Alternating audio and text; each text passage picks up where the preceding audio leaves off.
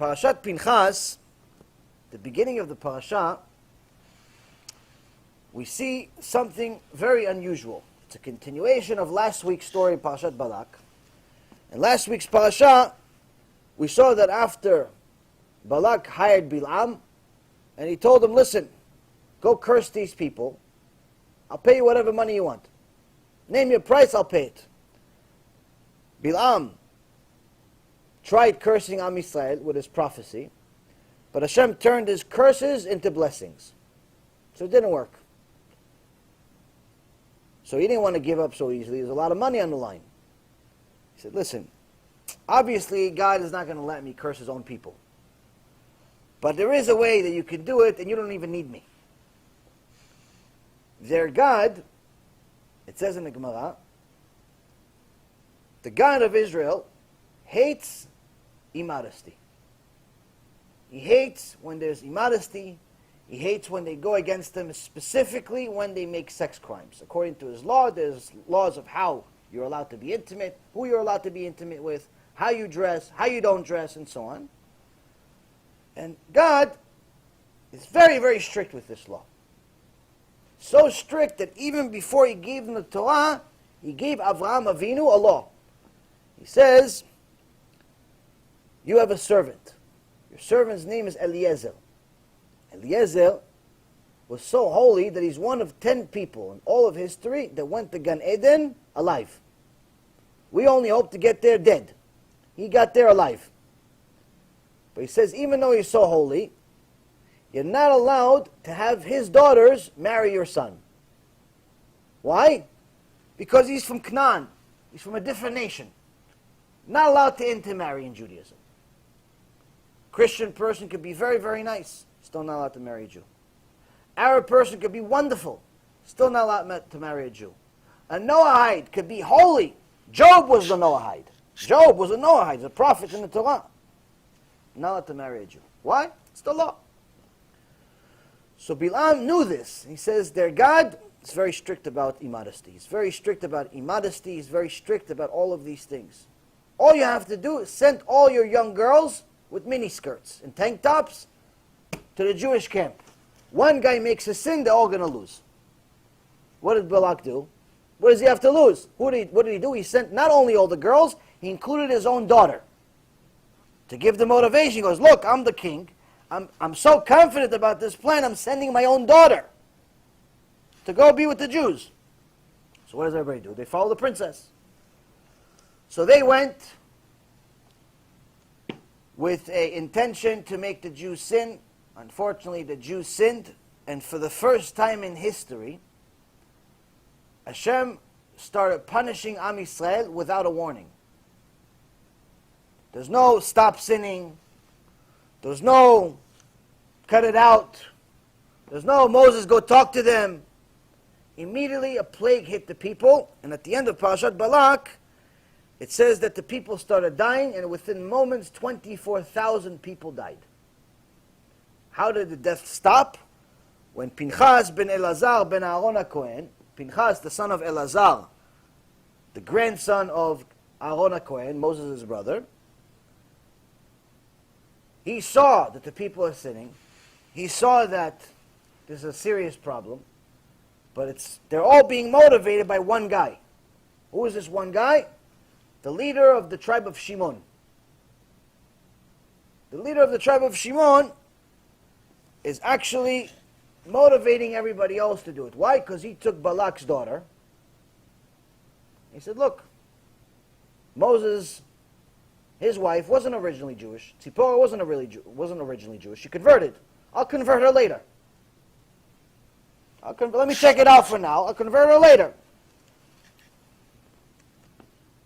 So Zimri, the leader of the Shimon tribe, went and was intimate with her. And from that moment on, the plague started and people started dying. And then the Sefer says, the book says, that Pinhas saw that this was happening, and according to Halacha, if you see a Jew and a non-Jew in the middle of the intimacy, you're allowed to kill them, to stop the Chilul Hashem. And that's what he did. Obviously, this is not put into practice anymore. We're not allowed to kill anybody anymore. We're not the Sanhedrin. But the point is that in the days of the Sanhedrin, in the days of Moshe Rabbeinu, this was the law. So now, this stopped the plague. But the Gemara in Masechet Sanhedrin says something else. It says an addition, an inside scoop. What actually happened during this time? In page 44 of Masechet Sanhedrin, 44a, it says, "Vayamod Pinhas vayipalel v'te'atzar ha'magefa." And Pinhas stood up and prayed, and the plague was stopped. So Chazal asked, what do you mean prayed? You have time to pray? People are dying. How do you have time to pray? Maybe you're going to fast also? You don't have time. People are dying. Mamash, within a matter of moments, 24,000 people are dying. And Hashem actually writes in the Parasha that if it wasn't for Pinhas, I would have destroyed everyone. Hashem would have destroyed the entire people, all of them. There would be no Jews, nothing. The whole world would be destroyed. Why? They went against me with that. It's the one thing that Hashem can't stand is immodesty. One thing he can't stand is sex crimes. And I don't mean sex crimes like someone rapes on a woman. Even if it's illegal, she's willing, he's willing, everything's willing. If it's against the will of Hashem, Hashem hates it. So, Bilam knew this. Balak tried it. It worked. We have a problem. Now, Zimri doesn't care. He's doing what he's doing. Pinhas sees this is a serious problem. I'm going to go kill him. I have to do it. But here in the Gemara, it says he prayed first. When you pray, you have time. 24,000 people just died. So the Gemara elaborates and says, not that he prayed and sat there and just started praying like a regular prayer like we are. He actually started complaining against Hashem. Now we know Pinhas as the most zealous person that ever lived. At least one of the most zealous people that ever lived. Eventually, Chazal says Pinhas becomes Eliyahu HaNavi. Eliyahu HaNavi is one of the 10 people that never died. Hashem took him, made him into an angel, and is going to return him to announce to us that there's 3 days to go before MaShiach shows up. Meaning, by the time Eliyahu HaNavi, we see him again, it's the end. No more time. No more time to do anything. He tells us, this is written in the Torah, Prophet Zecharia says before, Hashem says before Mashiach comes, he's going to send Eliyahu HaNavi 3 days before. Eliyahu HaNavi is going to tell us, purify yourself as to the best of your ability. Because in 3 days, game's over. If someone hasn't already done serious TeShuva by then, the 3 days are not going to help them, obviously. But the point here is that this zealous person, this holy of holies, such a holy person, that, this holy person went and put his life on the line to stop the plague. But the Gemara says, first, he complained against God. Now, the last thing you want to do is complain against God when he's upset. We see our wives upset, we're scared. Imagine God upset. The kid, my 2-year-old, sometimes gets upset. I'm scared of her. I run away. Scared. She's little, but she's scary when she's upset. So now we see someone upset. We don't want to mess with him. Here, Pinhas, ben Elazar, sees that God is upset. He just killed 24,000 people. He starts complaining against God.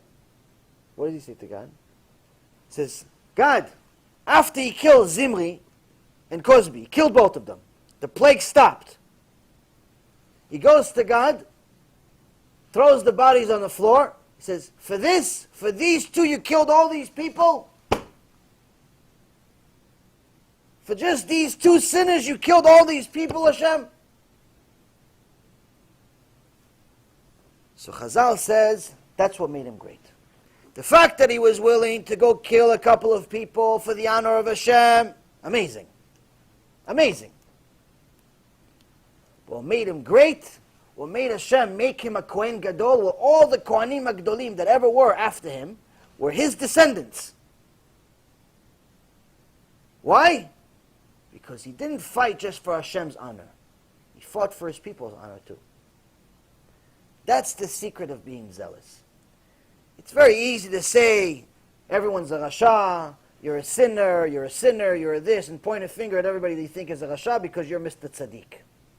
But that's not what Hashem wants. Hashem wants you to protect His honor, but also protect His children at the same time. He doesn't want you to go around and tell people, you're Rasha, you're Rasha, you're Rasha. He wants you to bring them back. So that's what Pinchas did.